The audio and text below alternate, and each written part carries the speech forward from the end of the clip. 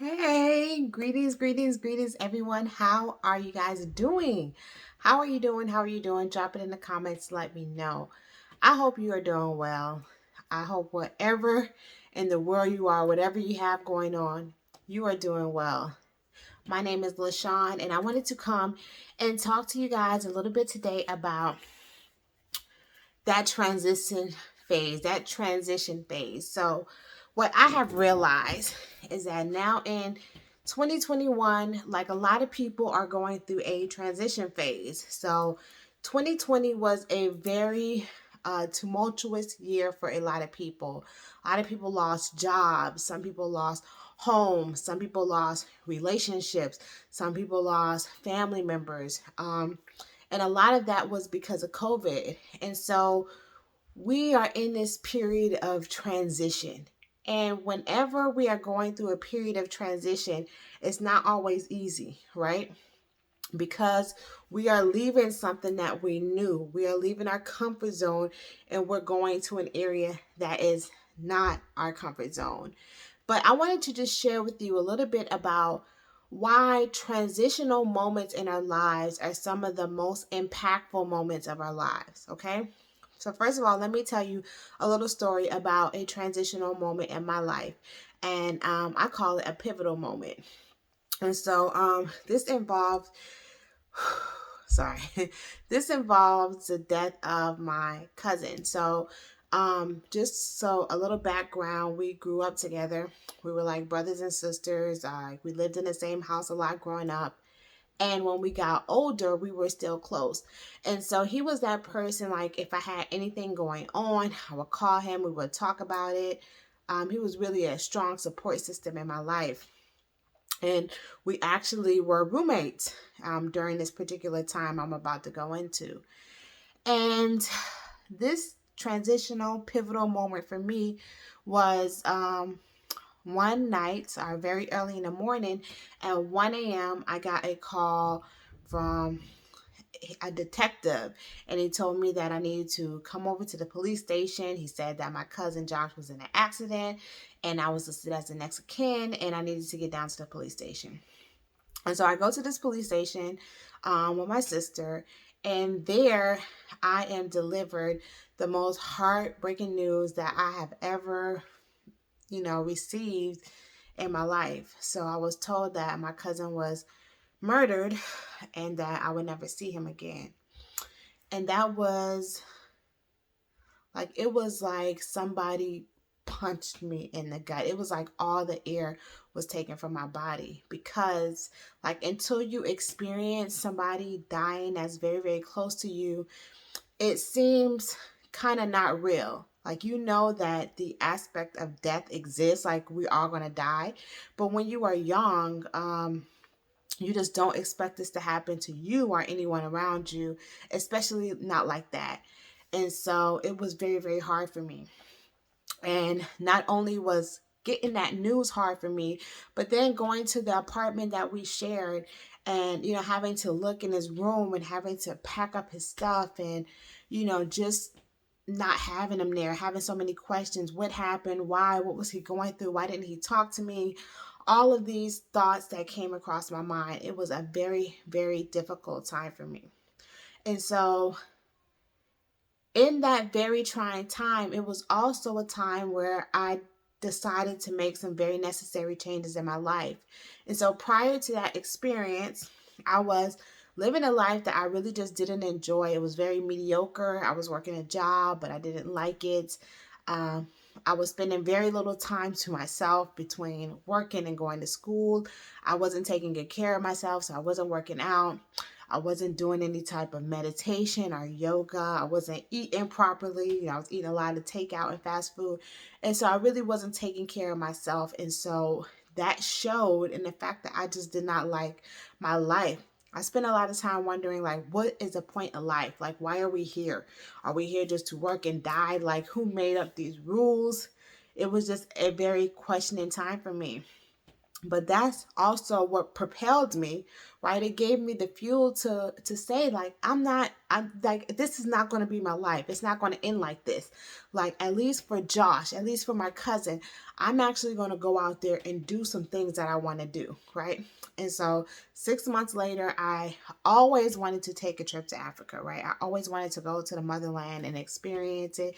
It's one of my dreams. So my younger sister and myself, we went over to Africa, to Tanzania, Dar es Salaam, and we spent a week over there in Africa, and it was a life-changing time because I think I was 24 and she was like 21 maybe. And to be young and to travel like that and to experience like a whole different culture and a whole different way of life was mind-blowing. And as we were traveling, we met so many people that were open minded. And the people in Africa commented, like, this is the first time we have ever seen African Americans, like Black people. This is our first time. Black people don't come to Africa, right? If they vacation, they go to Jamaica or the Bahamas or whatever, Mexico, Puerto Rico. They don't come to Africa. And so it was a very, very life changing moment. And it also, that pivotal moment, that transitional phase in my life, also gave me the courage to start taking risks. And so I was presented with the opportunity to work for myself. And before, that's something I'd be like, oh, one day, but not today. Like, I need that paycheck, I need that insurance, I need that guarantee. But I was like, F it, right? What do I gotta lose? I don't have any kids at this time. Like, I'll give it a try. Like, if nothing else, I'll give it a try. And so I did.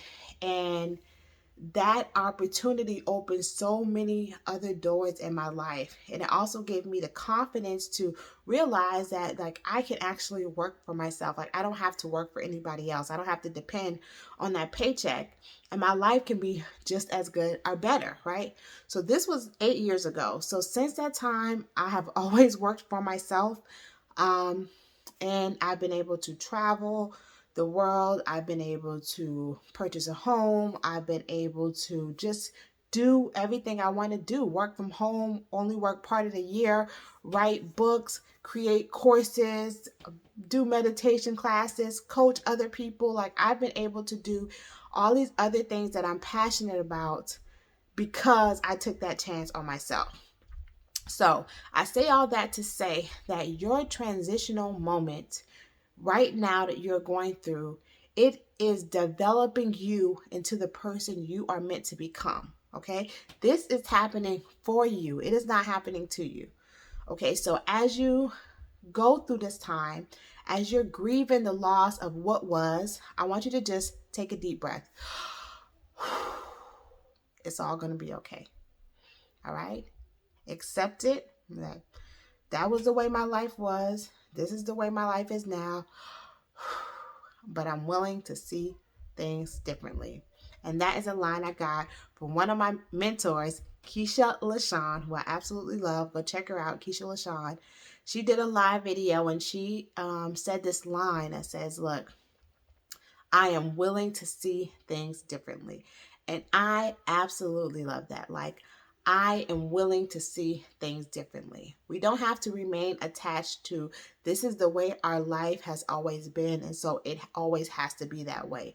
No, we can be willing to see things differently. So I'm making a declaration today that in any area of my life where there is lack, where there is lack of any kind, lack of self-esteem, lack of encouragement, lack of benefit, lack of anything that is not serving me, I am willing to see it differently. Like, I am not holding on to any attachments that is not for my best good. I am willing to let it go.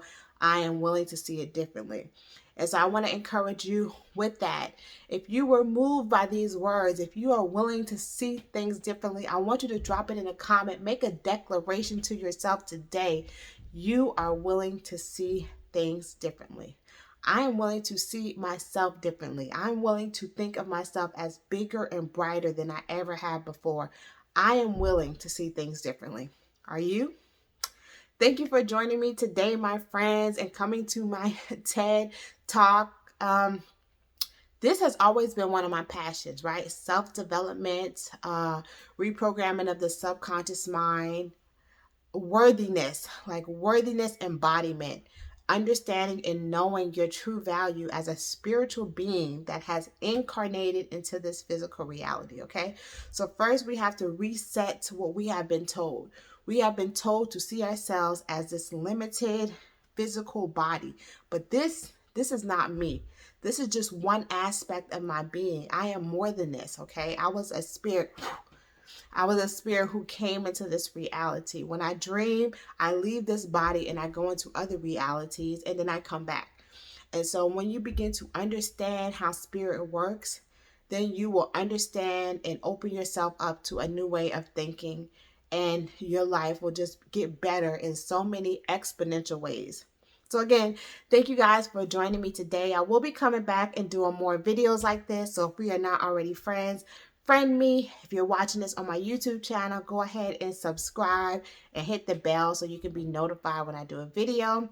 Feel free to drop a comment so that I can engage. Thank you guys so much for being here. And remember, every day in every way, we are getting better and better. Peace and love, guys.